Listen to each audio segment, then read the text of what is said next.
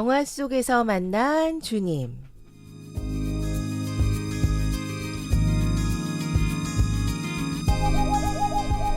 한 편의 영화를 주님의 세계관으로 해석하고 나아가 그리스도인으로서 우리는 어떻게 반응하고 대응하며 이 시대를 살지 함께 고민하는 시간입니다.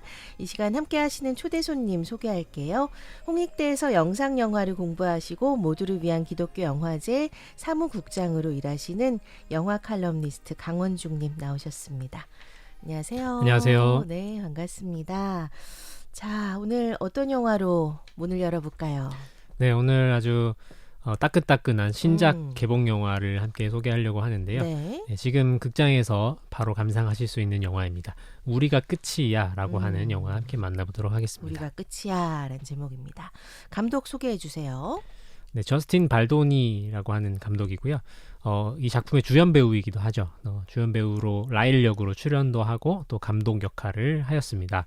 1948년 미국 LA 출생이고요. 배우로서 주요 경력을 거쳐왔는데 아주 잘생긴 외모와 또 근육질 몸매로 인해서 주로 좀 미소년 그리고 좀 퇴폐적인 이미지의 남성 캐릭터로서 출연을 많이 했습니다. 제인 더 버진이라는 미국 코미디 시리즈에서 아주 오랫동안 고정적으로 출연을 하면서 좀 이름을 알리기 시작했고요. 2005년부터는 영화에도 출연을 해서 2018년에 콘맨이라고 하는 영화의 주연을 맡기도 하였습니다. 출연한 작품들보다는 이제 좀 연출한 작품들이 좀 더 평가가 좋은 편인데요. 네. 2019년에 5비트라고 하는 로맨스 영화로 장편 영화 감독을 데뷔했고요. 2020년 클라우즈라고 하는 음악 영화 그리고 올해 우리가 끝이야라고 하는 이 작품을 연출하고 또 발표하면서 많은 인지도를 얻게 되었습니다. 그랬군요. 네. 이 저스틴 발도니 감독을 이제 검색을 해보면 가장 먼저 제일 위에 뜨는 게 테드에서 강연한 영상이 이제 먼저 떠요. 그런 일이 있었어요? 네. 이게 영상의 제목이 내가 남자답기를 그만둔 이유라고 하는 제목인데요.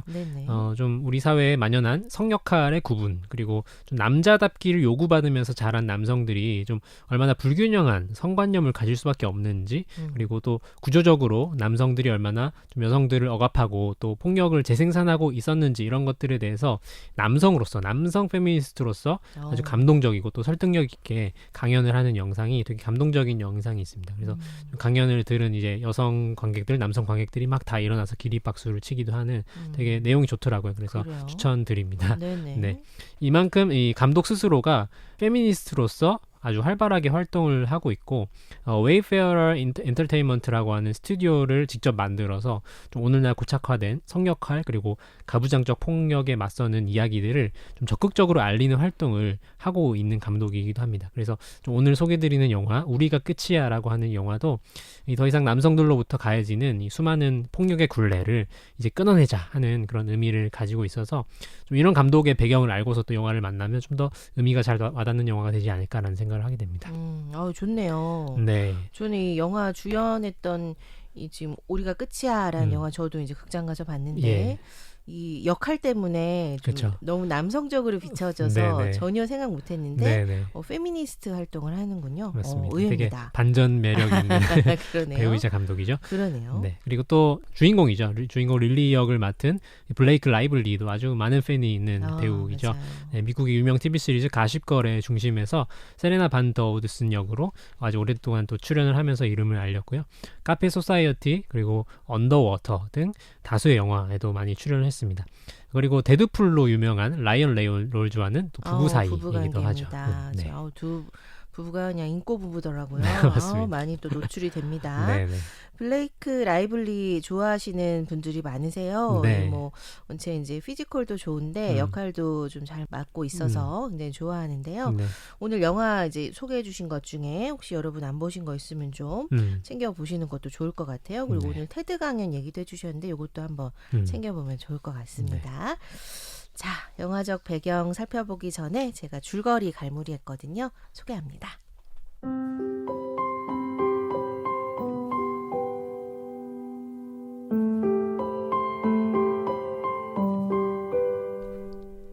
아버지 장례식에 참석하기 위해 고향을 찾은 주인공 릴리.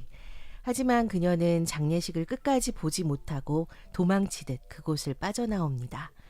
그러다 우연히 마음을 달래기 위해 건물 옥상을 찾게 되는데 또 다른 주인공 라일을 만나 서로의 특별함에 이끌립니다.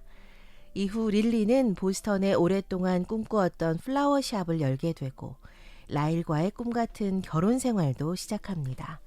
모든 것이 순조로워 보이던 그때 릴리는 어린 시절의 첫사랑인 아틀라스를 우연히 식당에서 마주치게 되고 그 상황의 질투를 느낀 라일은 릴리를 폭력의 상대로 만들어버립니다.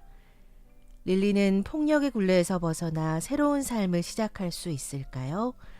데이트 폭력과 가정 폭력의 끈을 끊고 성숙한 관계로 나아가는 한 여성의 이야기를 그리는 영화 우리가 끝이야 였습니다.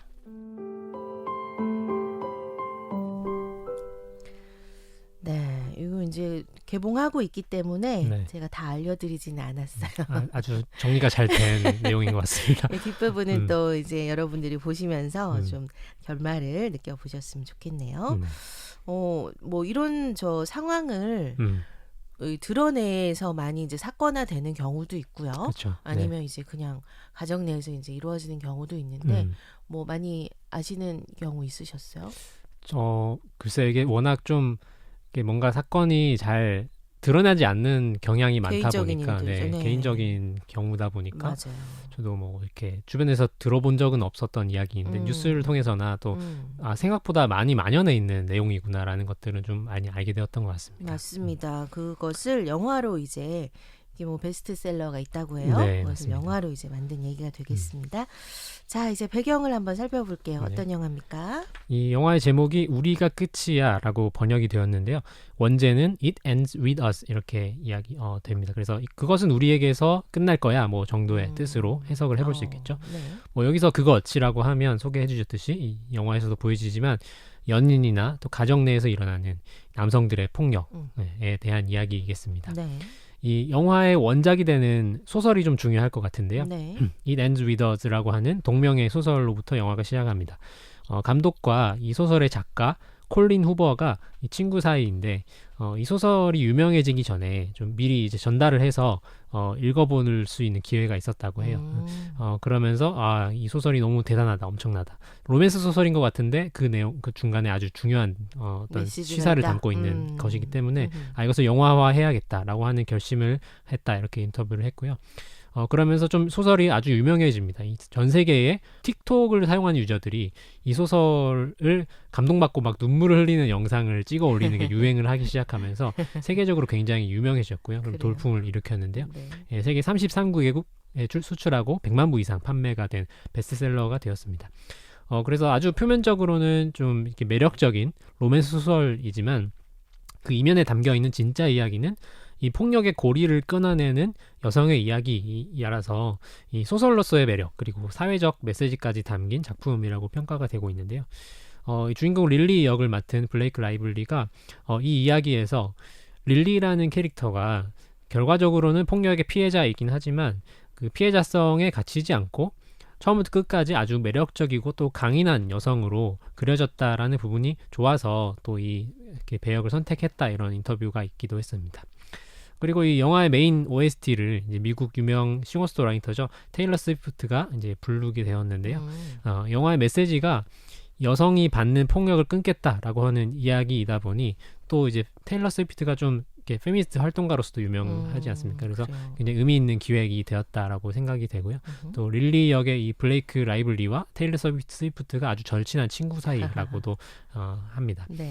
이 한국에서 영화가 개봉을 하기 전에 이 좀 감독인 저스틴 발도니와 또 주연 배우 라이블리가 조금 불화가 있었다라는 소문이 좀 있기도 한데요. 저도 들었어요. 네네. 뭐 그래도 이제 영화는 먼저 좀 영화로서 먼저 만나면 좋겠다라는 생각이 영화가 되게 좋은데 이런 어떤 소문 때문에 사람들이 그냥 안 보겠다 이렇게 좀 결심을 하는 사람들도 본 것 같아요. 근데 노이즈 마케팅인가? 네, 뭐 네. 오히려 그것 때문에 좀 이렇게 네. 보지 않는 사람들이 생기는 것도 같은데 네네. 굳이 그럴 필요 있을까? 저는 네. 영화는 영화로서 보고 또 그 뒷이야기는 또 뒷이야기로서 들어보면 좋지 않을까라는 생각을 하게 왜냐면 됩니다. 두 주연이니까 너무 그 로맨스가 많이 나오잖아요. 근데 네네. 그 두 분 사이가 안 좋다고 하니까 무슨 일이 있었을까 막 그러니까. 상상을 하게 되고 그렇죠. 그래요? 네. 네. 그리고 또 북미에서는 좀 큰 기대가 크게는 없이 개봉을 했는데 이제 개봉 첫 주말 박스오피스 2위로 데뷔를 했고요. 또 개봉 3일 만에 제작비 2배의 수익을 올리면서 깜짝 히트작으로 떠오르는 영화가 되기도 했습니다. 그리고 유럽 그리고 남미권에서도 아주 괜찮은 흥행 성과를 올리면서 세계적으로는 3억 달러 이상 수익을 거둔 영화가 되었고요. 여러모로 좀 보기 괜찮은 영화라서 한국에서는 롯데시네마에서 단독 개봉을 하였습니다. 그래서 극장에서 만나볼 수 있는 영화입니다. 이런 배경이 있습니다.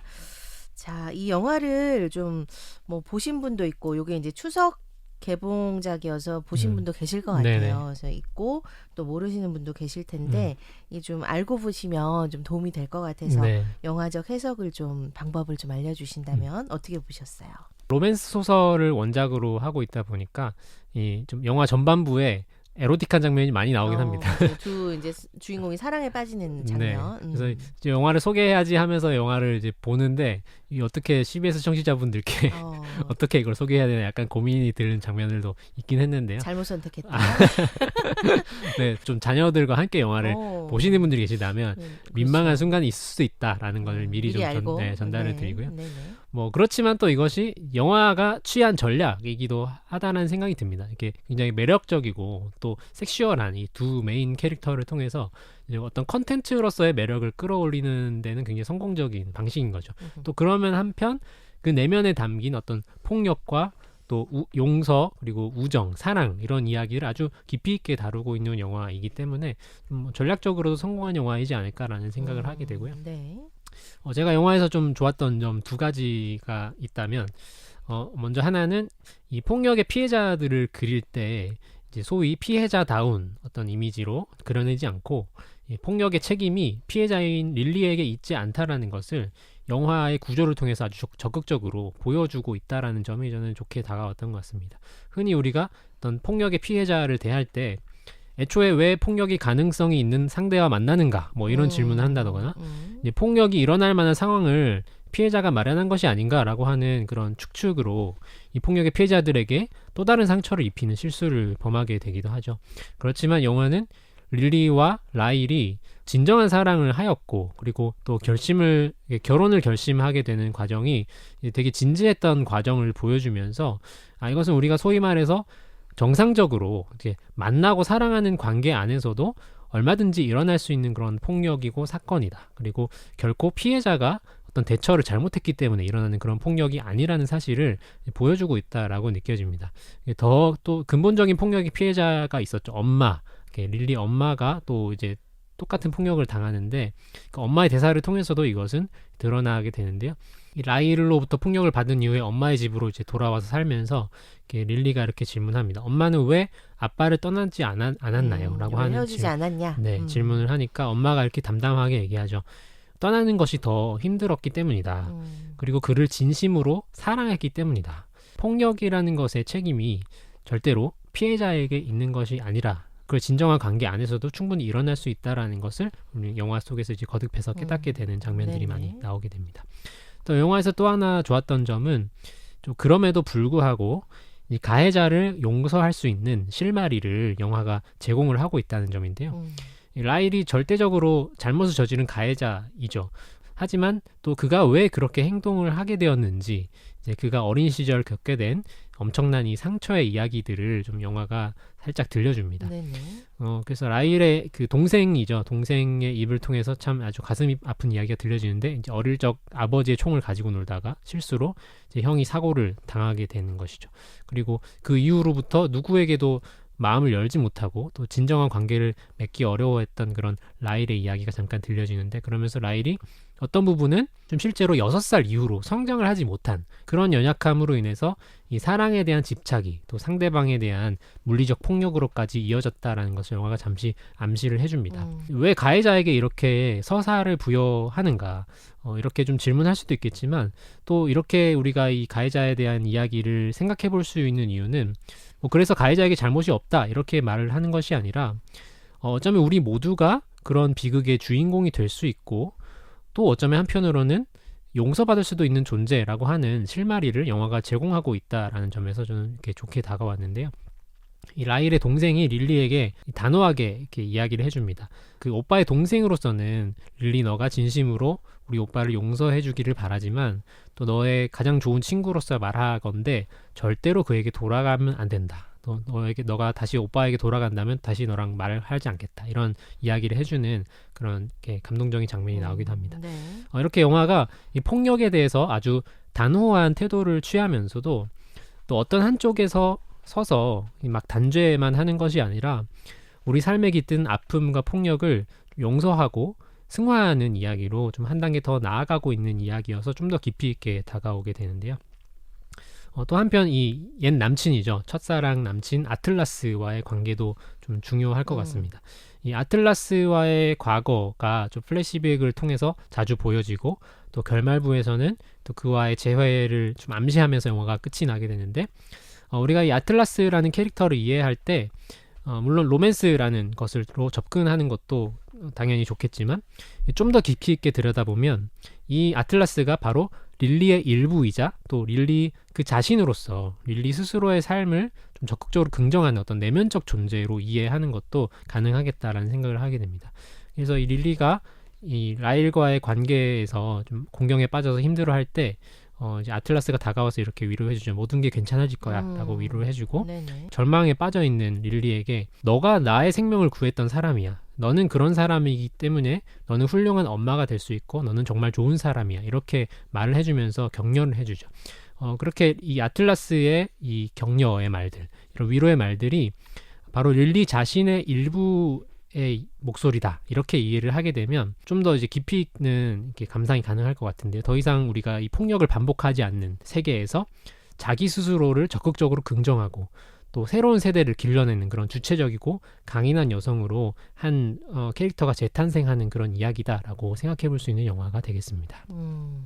저는 지금 그 옛날 그 네. 첫사랑 아틀라스 얘기를 해주셨는데 이 장면이 되게 좋았거든요. 그래서 그때 당시는 이 릴리가 아틀라스를 도와줄 수 있는 상황이었고 또 현재로 돌아와서는 반대로 네네. 아틀라스가 릴리를 좀 위로해 줄 수 있는 상황, 두 관계가 굉장히 좋았던 것 같아요. 네. 이런 친구가 있다면 굉장히 도움이 될 것 같아요.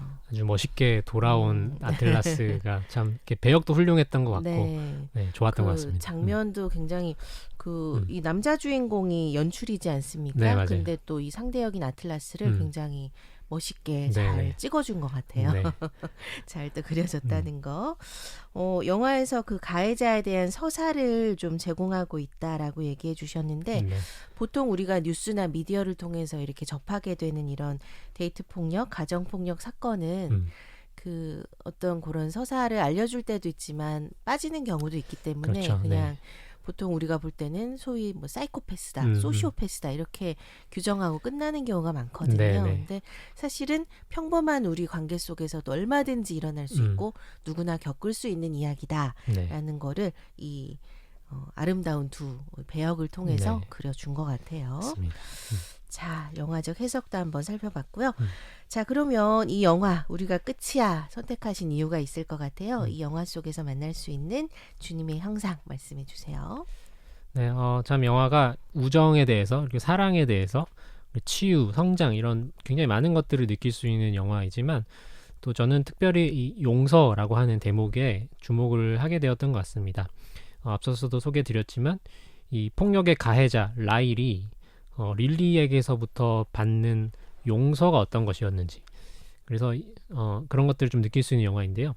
용서에 대해서 우리가 흔하게 착각하는 것은 어떤 잘못에 대해서 더 이상 따지거나 묻지 않고 그냥 넘어가는 것이다 라고 생각하는 것이 좀 흔한 오해인 것 같습니다.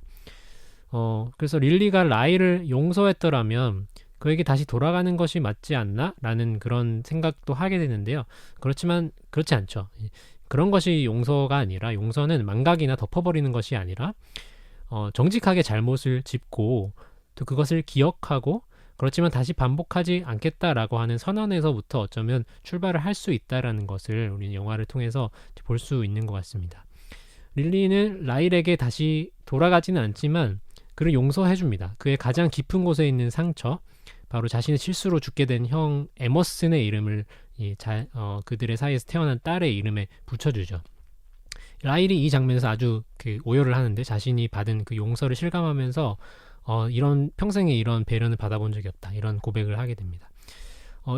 이 장면이 굉장히 뭉클한데요. 이런 것이 좀 영화가 할 수 있고 또 좀 예술이 표현해낼 수 있는 그런 용서의 가치이지 않을까라는 생각이 드는 장면인데요. 네. 그리고 이 장면 이후에 이제 이 라일을 용서한 릴리가 더 나아가서 결코 용서할 수 없을 것 같았던 아버지까지도 용서를 하기로 마음을 먹고 이제 그의 빈소에 자신의 딸과 함께 찾아가죠. 무덤에 가게 되죠. 네. 네. 그래서 이 영화는 좀 반복되었던 이 폭력의 굴레를 끊어내는 길이라는 것은 어떤 또 다른 폭력을 양산하거나 혹은 뭐 남성과 여성의 절대적인 어떤 단절을 선언하는 그런 이야기인 것이 아니라 우리 모두가 상처받은 존재이고 또 치유와 회복이 필요하다라는 사실을 보여주고 있는 영화라고 느껴집니다. 이 모든 과정이 릴리에게 참 처음부터 가득 깃들어 있던 사랑이라는 것으로 통해서 가능하다라고 생각이 들고 딸에 대한 사랑, 또 남성과 여성들에 대한 사랑, 그리고 무엇보다 자기 자신에 대한 사랑으로부터 비롯될 수 있었다라는 생각이 드는데요. 주님의 사랑이 이런 것이 아닐까라는 생각이 듭니다. 우리 주님의 사랑이라는 것은 우리의 잘못을 밝히 드러낼 수 있을 만큼 정의로운 사랑이기도 하고 또 누군가를 배제하고 단절하는 것이 아니라 포용하는 사랑이고 또 우리 모두를 온전하게 치유할 만큼 크고 깊은 사랑이라고 느껴지는 영화였습니다. 그래서 영화를 보시면서 이런 용서와 치유의 과정까지 함께 감상하신다면 좀 좋은 영화가 되지 않을까라는 생각을 하게 됩니다. 그 마지막에 아버지를 찾아가는 거 우리 사무국장님 지금 용서했다라고 이렇게 지금 말씀해 주셨는데 저는 또 다른 또 관점으로 좀 볼 수 있었어요. 네. 엄마를 릴리가 그 장례식장이나 이런 데서 도무지 이해할 수 없는 사람으로 왜 헤어지지 않았냐라는 질문까지 하면서 이렇게 이해할 수 없는 사람으로 생각했다가 네. 본인이 이제 딸을 낳고 이제 기르게 되면서 그리고 또 그런 데이트 폭력의 피해자가 되면서 엄마를 찾아가서 이렇게 같이 아빠의 무덤을 가게 되잖아요. 네. 저는 그것을 엄마에 대한 어떤 따뜻한 연대로 보게 됐습니다. 네네네. 그래서 엄마를 지지하고 엄마의 상황을 내가 이해하겠다. 네네. 하지만 굉장히 아팠겠다라는 네네. 거를 릴리가 이제 네. 보듬어주는 듯한 네. 그런 따뜻함으로 느껴져서 마지막에 참 좋았어요. 그래서 더 이상 반복되어서는 안 되겠다라고 하는 장면으로도 우리가 끝이야. 네. 네. 용서와 동시에 또 이런 선언이 동시에 이루어지는 것 네네. 같다라는 생각도 하게 되네요. 네, 참 여러 가지를 생각할 수 있게 해주는 영화입니다. 이렇게 유명한 배우들이 나와서 이런 얘기를 보통 이제 독립 영화에서 또 다룰 법한 네네. 이런 메시지를 이런 상업 영화에서 해줬다는 게 너무 또 좋고요. 네네, 맞습니다. 이 영화를 통해서 좀 많은 분들께 이런 메시지가 전달이 됐으면 좋겠다 바람을 개인적으로 가져봅니다. 네. 자, 다음 주에도 좋은 영화로 만날게요. 강원중 사무국장님 보내드립니다. 고맙습니다. 감사합니다.